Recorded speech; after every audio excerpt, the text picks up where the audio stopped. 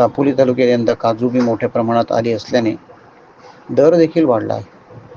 त्यामुळे शेतकरी वर्गाला लाभ होताना दिसत आहे.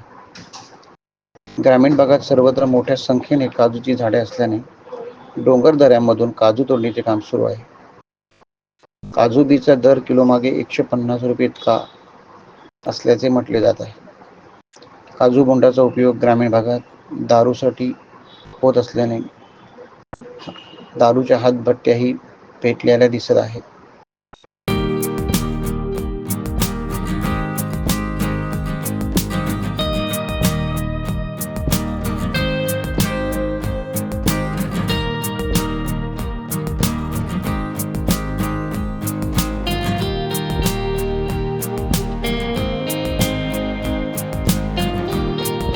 टाइम्स डिजिटलला लाईक करा, शेअर करा, सबस्क्राईब करा आणि बेल आयकॉन दाबायला विसरू नका.